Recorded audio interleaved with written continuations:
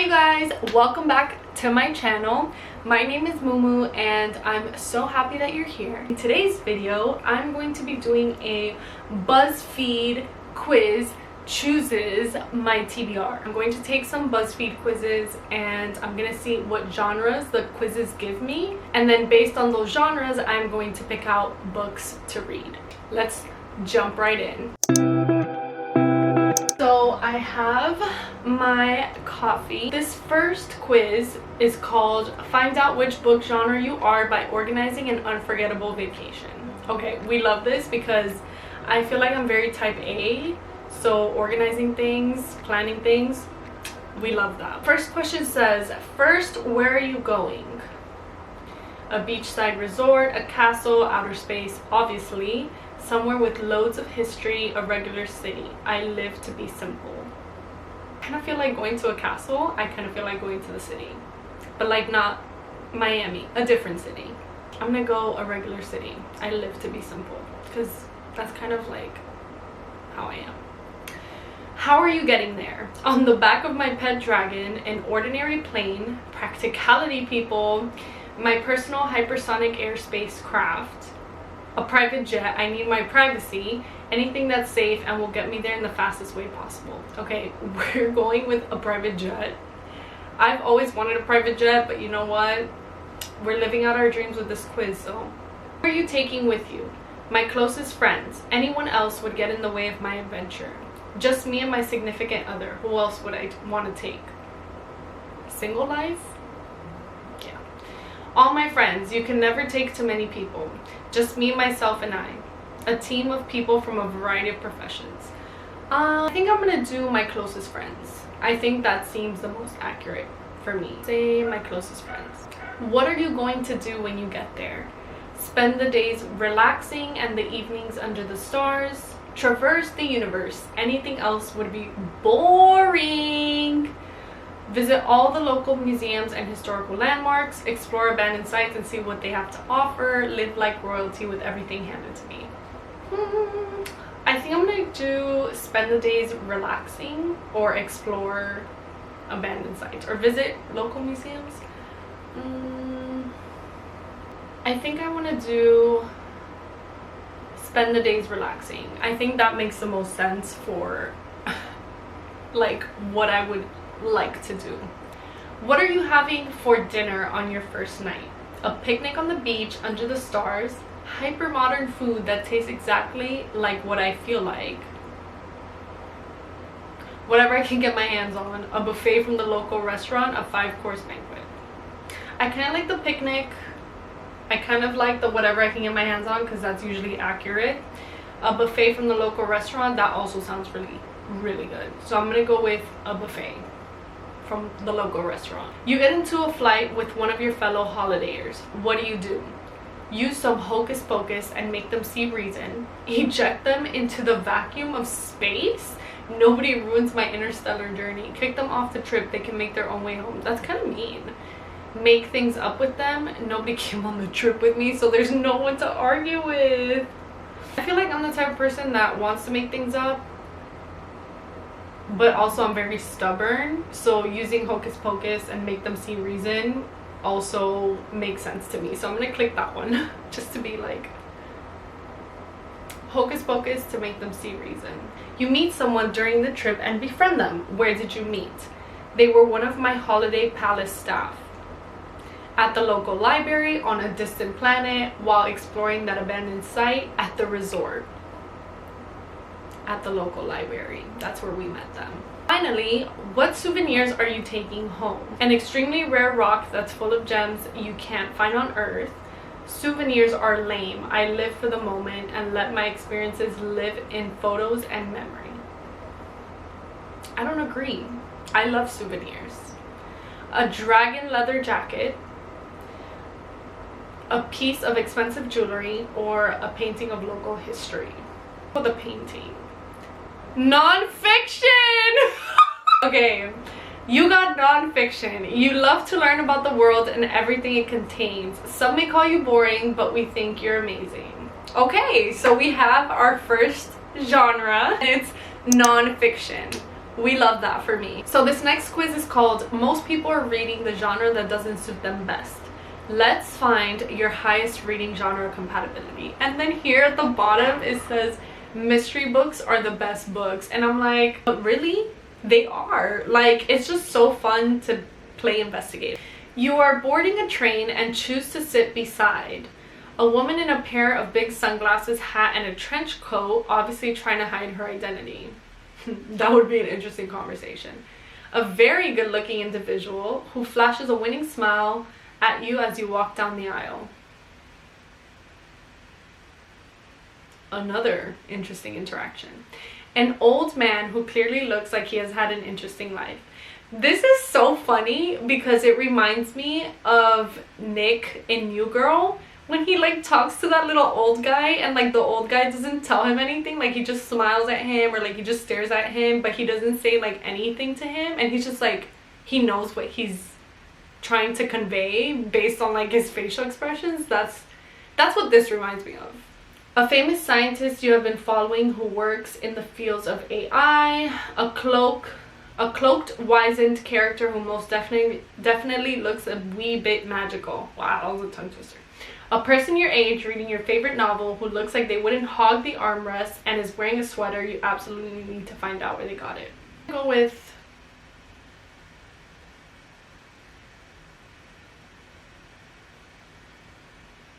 a cloaked, wizened character. I feel like that would be the most curious person for me. Your idea of a perfect vacation is going to an ancient town in a foreign country that is riddled with fascinating tales of old. A beautiful little town with super cute shop. That's the answer. That's the answer. Everything else, no.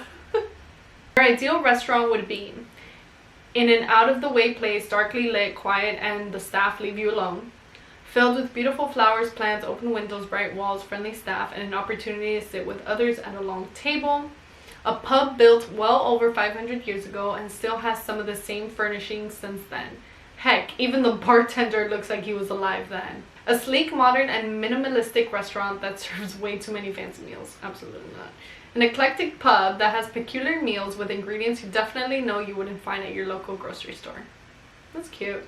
A family-run restaurant that has menu filled with home-cooked, nostalgic meals like pasta soups, thick, crusty breads, and delicious desserts. I like the eclectic pub, and I like the family-run restaurant. I also like the pub, but I'm gonna go with the family-run restaurant. Just because I love home-cooked meals, and like the smell, and like just the warmth of a family-owned place. So that's my answer. Okay, let's just pause right here because these answers are long. Like, I don't know if I can keep reading these out loud. They're long. Ideal home would be an apartment in a large old city, above a store, close to museums, art galleries, and shops. It's giving Madrid. It's giving Paris. That's what it's giving. It's giving European apartment, and I love that. I love that. A quaint little house in a small town where you can walk everywhere. It has a nice garden and is close to a cafe, a bookstore, and a nice restaurant. A gated house set in from the street, overlooking the ocean. They just get better. An apartment with all the latest tech. No. A quirky little place in a quirky little town filled with quirky neighbors and a really interesting pub you can walk to, close to a forest that has fascinating flora and fauna. I thought I was gonna say a really quirky pub. No. A spacious house that has lots of bedrooms so you can have people over. It's really warm and welcome. Before I decide, does this spacious house include my future husband, my future children, and like the 3 dogs that we're gonna have? We don't know. We really don't. So if I'm going with my life right now, I'm gonna put a quaint little house because that's what I like. That's what I would like right now at this point in time. You would describe your best friend as super smart, daring, ready for anything you ask them to do, but can sometimes be a bit judgmental or offer unwarranted advice. Funny, listens to you without judging, is loyal, can sometimes lead you astray from your goals, has an incredibly high-powered job but divulges secrets to you because they know they can trust you implicitly. They are not needy, but they definitely need you. A tinker of all things, thinks outside the box, is dependable most of the time, can unintentionally lose track of time but loyal to a fault. Not everyone's first choice, but most people would shy away from them, but you see the value in the friendship. They are full of fascinating bits of knowledge that help you out in a pinch. Loves you for who you are, screws up as much as you do so you don't feel like you're always less than. Will be there for you no matter what, but can sometimes be annoying. I think I'm between funny, listens to you without judging, is loyal, and this one, loves you for who you are. I think this one, loves you for who you are, because she's also funny and she's very, you know, like loyal, but I do think that she really appreciates me as I am, so I'm gonna go with this one. She's super supportive. Yeah, that's the one. That's the one. You have to pick a new subject in school. What would it be? Ancient codes and how to break them, gourmet food tasting, extreme sports, absolutely not. Advanced AI testing, no thank you. Spells, curses, and potions, conflict resolution and how to win any argument. That's the answer. You are in quarantine for a week and can only have one thing to do. What is it? A book of crosswords, sudokus, word searches, and riddles. All the novels you have always wanted to read but never had the time for. A box of true crime and war movies. Video games, and more video games. Some maps and a trip planner, a journal. All the novels you have always wanted to read but never had the time for. Oh, lock me in with all those books. You'll never see me again. The most important quality you feel you have is the ability to know when to talk and to be quiet. The next one says the ability to get to know a person and make them feel good about themselves. I think that I also have that quality. The ability to pick up and go, ready and willing to try anything. Yes and no, so we'll scratch that one. The ability to think outside the box. Yes and no, we'll scratch that one. The ability to be creative. The ability to work through difficult situations and conflicts collaboratively. I think for me, the best one that I think describes me as like the most important quality that I have based on these question boxes is either the ability to be creative or the ability to know a person and make them feel good about themselves. This one, the ability to get to know a person and make them feel good about themselves. Your ideal outfit would be versatile insofar as I could go into a formal setting and not look out of place, or I could be in a casual environment and also not look out of place. The next one says something chic and trendy that people no something comfortable but appropriate, can get dirty but will easily come clean with a quick swipe. Modern, simple, elegant comfort, blends in with everyone else. Yeah, I don't really care too much. Okay, yeah, that's the one. Don't talk to me about fashion because no. And if you could have one skill, what would it be? To be a polyglot. That's a new word. Polyglot. Someone who speaks a lot of languages. That would be sick. To be a fantastic singer, that would also be great. To be incredibly fast, I don't really care. To be able to build things, that would be cool. To be able to navigate, to be able to work well under intense pressure. Okay, I'm gonna go with to be a polyglot. We got romance! We got romance! It says, love is at the forefront of your thoughts. Believe it or not, you are a romantic at heart, yes. And even if the novel has action and adventure, you actually like it when the characters fall in love. Yes, you big old softie, that is me! I suggest starting off with titles like The Summer I Turned Pretty or Love in Other Words. So I actually already read both of those books. So this next quiz that I'm taking is called Answer These 12 Questions and will tell you which book genre you are. Are you a or an optimist, pessimist, realist, idealist? I used to think that I was a pessimist, but now I feel like I'm more of a realist. Even though I still consider myself a dreamer, I feel like I'm more of a realist than any of these other options. So I'm gonna go with realist. Your favorite holiday is Hanukkah, Christmas, 4th of July, Halloween, Valentine's Day. We all know what I'm going to pick. It's obviously Christmas. If you thought it was anything else, you're wrong. It's Christmas. On a summer day, you would rather go on an overnight camp or team tour, play outside or hang with friends, spend the day sketching or daydreaming, go hiking or exploring, watch TV or movies. But realistically, on a summer day, if it's not raining, I'm going outside. I'm gonna go outside and we're gonna hang out. So that's my answer for that one. For breakfast on weekends, you would prefer to go out with friends or family, make your own breakfast, sleep through breakfast, have breakfast in bed. Okay, I think I'm gonna have breakfast in bed. In a perfect world, that would be my answer. Well, that is my answer. Okay. Your worst fear is being lonely, the dark, losing or not being recognized for your work, spiders, getting dumped. Oh, dark, no. Spiders, yes. Being lonely, not really. Getting dumped, it's up there. Losing or not being recognized for your work, yes, that is the answer. What makes you the most upset is when people are rude to you, harming animals, when you're misunderstood, when people get away with things they did wrong, a non-trusting relationship.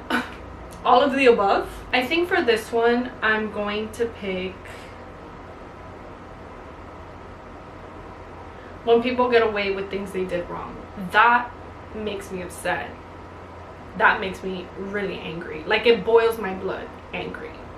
Because harming animals, it makes me sad, but it's also people getting away with things that they did wrong. You know what I'm saying? Like, you know where I'm going with this? So that's why I picked that answer. What would your dream pet be? A unicorn, a dragon, a dolphin, a lizard, an elephant, a ferret, a puppy, a kitten, a turtle, a pig, a cow, a sheep, a bird, a goat, a horse. There's no owl? My dream pet, I'm not gonna lie, would be a ferret. I think they're so funny. So I'm gonna pick a ferret because they're like stretchy dogs, basically. When hanging out with friends, you have fun building things, writing stories, filming videos, watching YouTube. I don't hang out with friends, just talking, playing sports. Honestly, I think just talking is the most realistic answer in this case. In a long car ride, you listen to music, listen to an audiobook, listen to the radio, sit in silence. No, because I've done all of the above. Usually I'll listen to like a podcast, not an audiobook. So I'm gonna go with listen to music. Your friends would describe you as basic, lazy, intelligent, hilarious, stubborn, popular. I'm not sure. I'm gonna go with intelligent. I think that's my answer. I think intelligent is my answer. Oh no. Oh, there we go. Over break, you would prefer to go backpacking, go on a ski trip, go to a resort, go sailing, go visit my family, stay home, go on a service trip, go on a language immersion trip. I think go visit family. I think that would be an interesting one because either way I'm still kind of traveling outside of the US, so go visit family. That's a good one. In your daydreams, you think about what you want to learn next, find yourself dwelling on the past, think about meeting celebrities, find yourself getting lost in your daydreams, think about going to an amusement park. I think about what you want to learn next, like that would be my answer, but I don't want to get another nonfiction book option, like genre. Ugh. I'm gonna put find yourself getting lost in your daydreams because that's true too. Yay! I got a mystery thriller! The first genre that I'm going to read for this video is actually the thriller genre, and the book that I chose is The Housemaid by Frieda McFadden. This book is also available on Kindle Unlimited, and so I downloaded the book on my Kindle just so that if for whatever reason I don't have the book on me, I can always look it up on Kindle Unlimited and, you know, start reading from wherever I left off. I feel like this book is gonna be bingeable in the sense that I can probably finish it in like the next 2 days.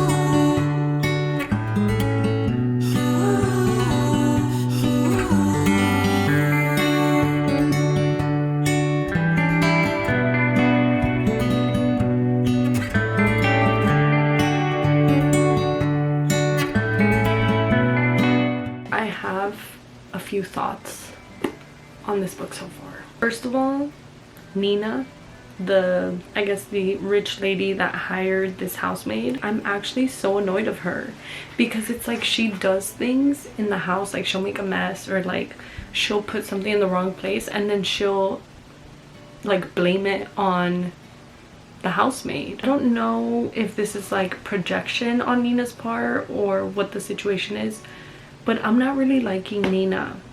I don't like her.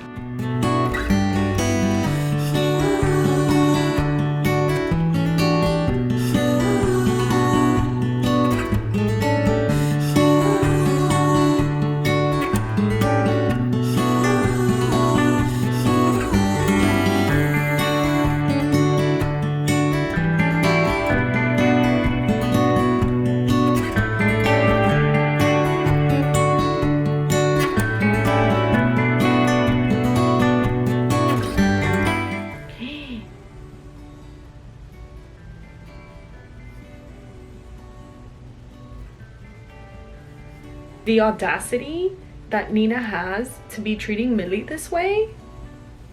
No, it's that if I was Millie in this situation, I would literally dump the food that she requested on the floor, stomp on it, maybe throw it at her, and walk away. Like resign immediately. However, given Millie's current situation, she obviously can't do that. So she has to kind of take it. And I just feel like Nina's not nice. And she's very rude, okay? And I'm just a little upset, you know? I'm a little upset. I'm literally flabbergasted with Millie. But then another thing that I'm thinking about is like, is Millie telling the truth? Is Millie telling the truth? I don't know if I mentioned this or not, but we are getting Millie's first person point of view. Meaning that we're only getting her perspective on things. Something about a first person point of view that you can't always trust. And so to me, like, I don't know if Millie being like the character that we're reading the point of view of, I don't know if she's like lying or exaggerating her experience, or I don't know what it is. I don't know if Nina is actually like this kind of rude person, or if it's Millie that is like creating this idea of Nina in her head. Like, because we only have Millie's point of view, we can only, us as readers, like, we can only see her perspective on the interactions that she has with these other characters.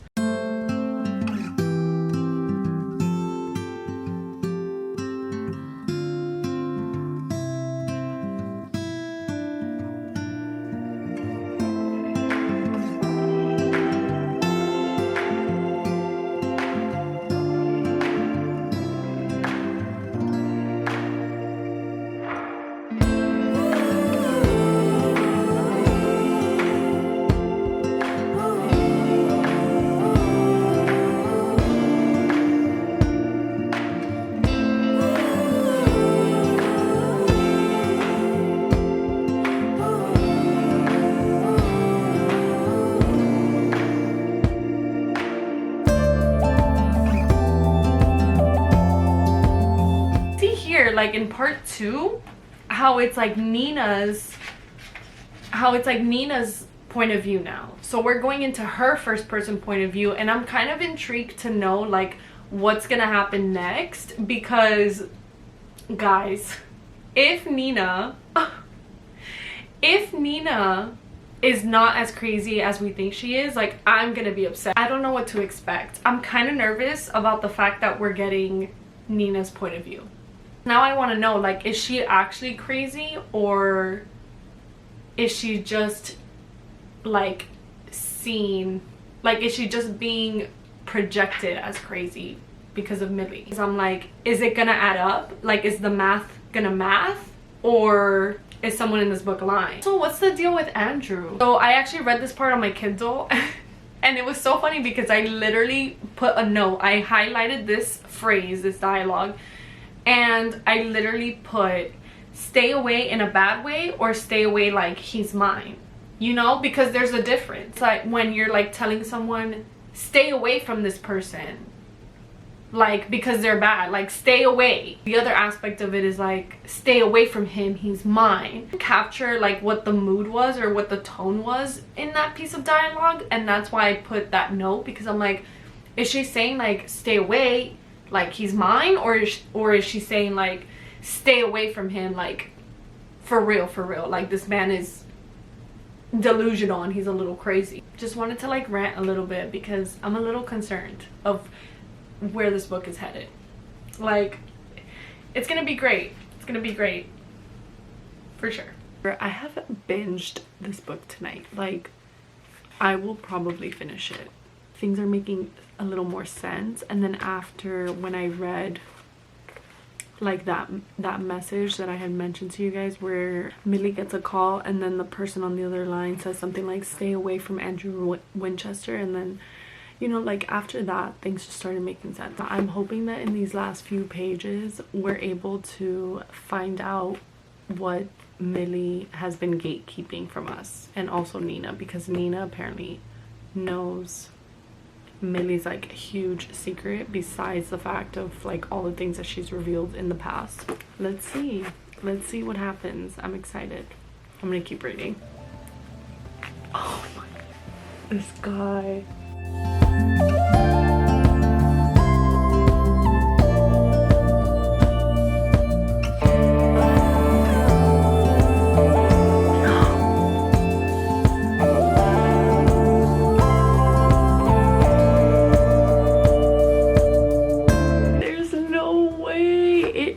So good. Now I have to read the second book. I finished The Housemaid. I thoroughly enjoyed this book. I think I'm gonna give this book a 5 stars. I did want to mention that I'm starting my next book for this video. It is Better Than the Movies by Lynn Painter. I've heard amazing things about this book. The fact that it has like quotes from like really famous rom-com movies, like 10 Things I Hate About You, When Harry Met Sally, Bridget Jones' Diary, all the rom-com vibes, like that's what this is, and I'm totally here for it. Small town friends to lovers trope, if I'm not mistaken, and I feel like this is gonna get really interesting because I do feel like I love small town romances, and the fact that it's like friends to lovers is also such a sweet and heartwarming trope, I feel like, because enemies to lovers, like you have the tension and you have like the hate, and then you have like the build up to like when they finally like do something about their feelings for each other. However, when it's like friends to lovers, I do feel like there's more of like a softer undertone, and there's like more of a caring and like a sweet aspect to it. So I'm really excited to see like what the dynamic is between the two main characters, and like what their childhood was like, and like growing up together, and how they eventually end up together, because we all know, or at least I want to hope, that this is a happily ever after and that it ends on a positive note. So you guys are gonna get a little impromptu book haul, mini book haul in this video, and get excited, get excited. Interestingly enough, Better Than the Movies was part of that haul, the mini haul that I did. So this is the first book that I got in the Barnes & Noble mini haul. The next book that I got is The Family Upstairs by Lisa Jewell. It looks like it has great reviews online, and honestly I have no idea what to expect from this book. The only thing that I will say is that I do enjoy Lisa Jewell's writing. I read earlier this year, I think it was like in June or July, I read Watching You, and I loved it. Like, I thought it was so creepy, and so I'm hoping that this book gives just the right amount of creepy vibes for the fall season, because that's what I'm looking for. I'm looking for books that will give me fall aesthetic, but also give me like spine tingling, like creepy eye widening plots and like storylines, and I'm hoping that this book does that for me. I really do. The next book that I got on my mini haul is actually The Very Secret Society of Irregular Witches by Sangu Mandanna. I have seen this book circulating on BookTube, and I believe I saw it on Book Talk as well. And there was something about the book that really intrigued me. Every single time I've heard someone talking about this book,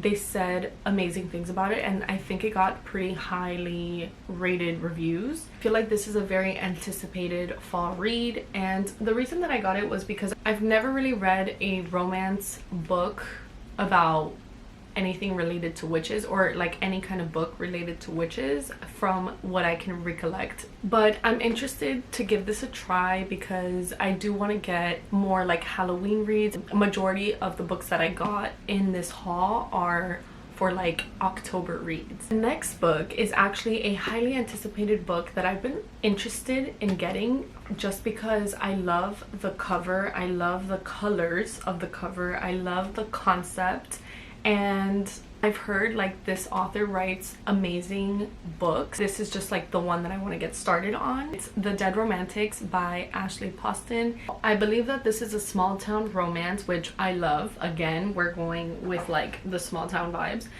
but it is a small town romance, and it's about this ghostwriter Florence Day who basically gets broken up with, and she is a romance writer, basically does not believe in love anymore. She dreads writing about it, doesn't care about it. I like to consider myself a hopeless romantic, and sometimes I get in these moods where I tend to become cynical of romance and cynical of love, and when I do, I can often relate to a character like Florence Day, because I kind of want to see the point of view and like how it unfolds. So I'm really excited about this book because I mean, I've read books about like main characters that are cynical about romance, but I don't know, like this one, I just have a good feeling about it, and I gravitated towards it like immediately. Like it was on the top of my books to buy. The last book that I got on this mini haul is none other than Miss Agatha Christie, Halloween Party. I mean,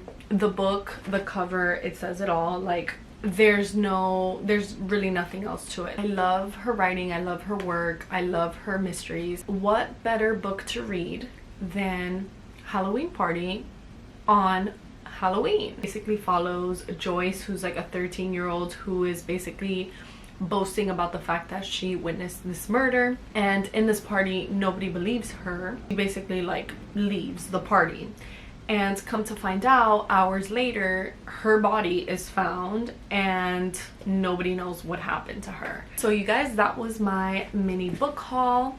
These are all the books, including Better Than the Movies. I just kind of want to get right into Better Than the Movies.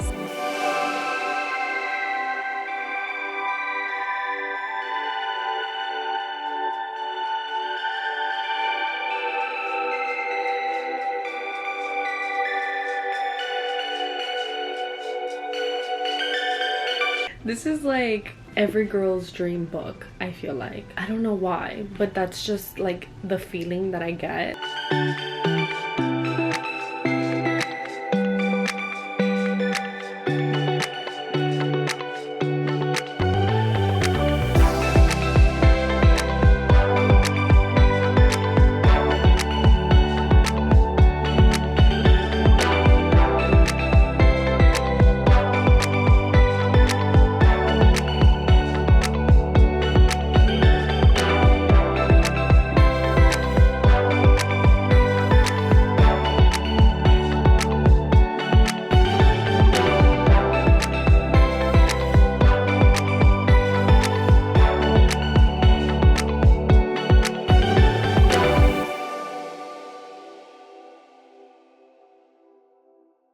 So I did get up to chapter 5, which is almost 100 pages in. I'm literally loving all the references, like She's All That, 500 Days of Summer, 10 Things I Hate About You, Bridget Jones, like all the rom-coms that you can think of in your life are being referenced in this book. Liz is so relatable as a character, and I love her so much because of like Liz is me when I was in high school.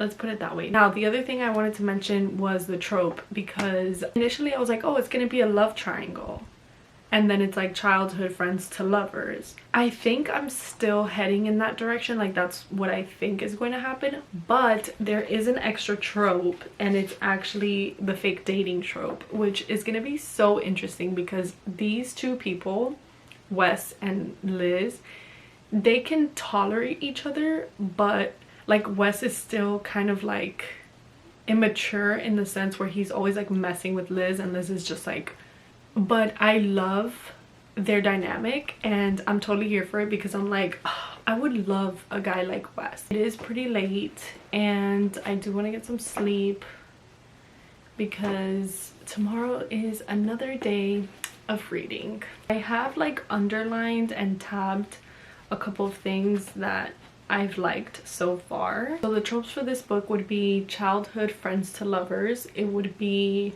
fake dating trope, and I want to say love triangle, but I'm not sure yet. I'm not 100% sold on the love triangle yet.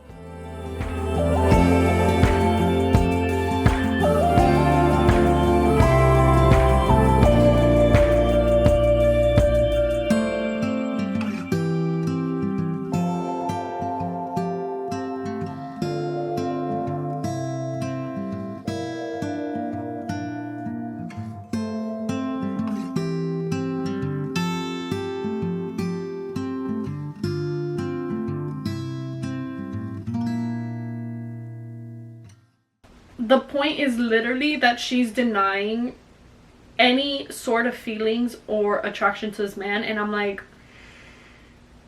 you know what? The book is getting so good. I'm literally like annotating like a mad woman, but I'm enjoying so far like the fake dating trope and like how she's basically like lying to everyone about the fact that her and Wes are dating. But what's even funnier is that she has to remind herself or like tell herself that she's not into him or that he's not like her type. Just keep telling yourself that, you know, like just keep lying to yourself and lying to everybody else about your attraction to him. For the most part, I'm loving it. I'm loving their banter. I'm loving the conversations that they're having.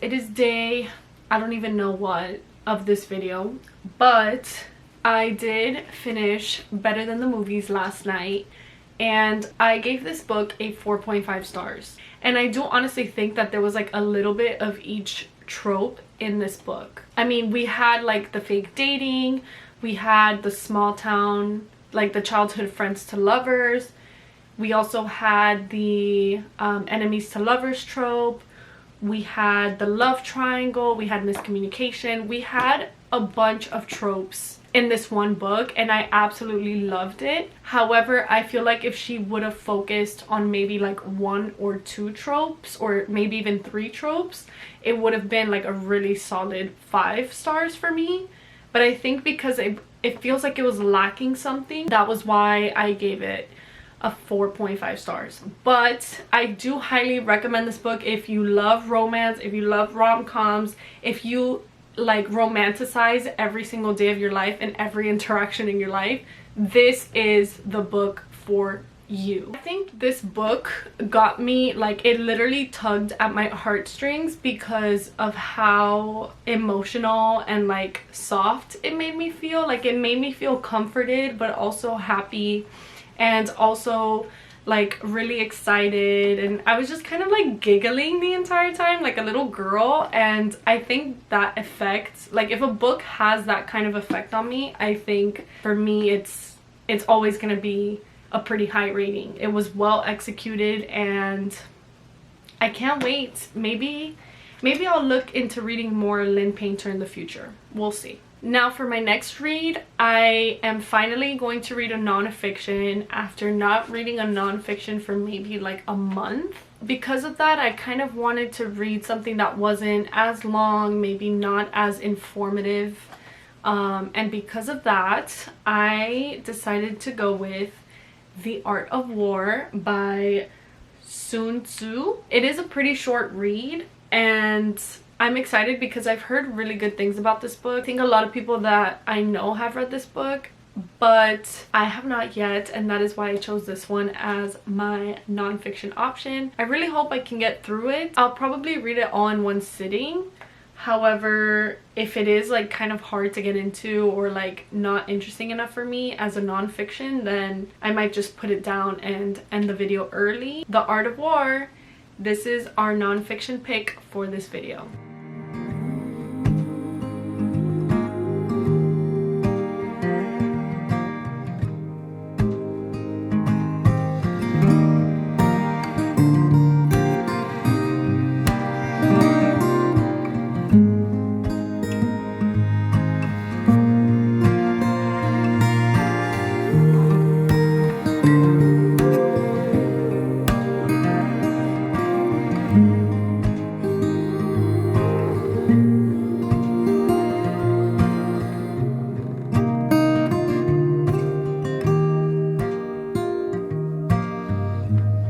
So I have finished reading all the books for this week's video, and I'm so happy that I was able to finish them all and kind of give my input on each and every single one. The Art of War was the last book that I finished in this video, and I think like I'm automatically just gonna rate this book a 5 stars because it's one of those books where it's like vital for people to read. Like, it's interesting. It's basically like an ancient book that was translated over the years, so I definitely recommend this book. It's a very highly quoted book, which is what I found out after I read this book. I think I'm just gonna give this book an automatic 5 stars because it is nonfiction and it is a universal book that everybody loves. And with that being said, you guys, I have now concluded the end of this video.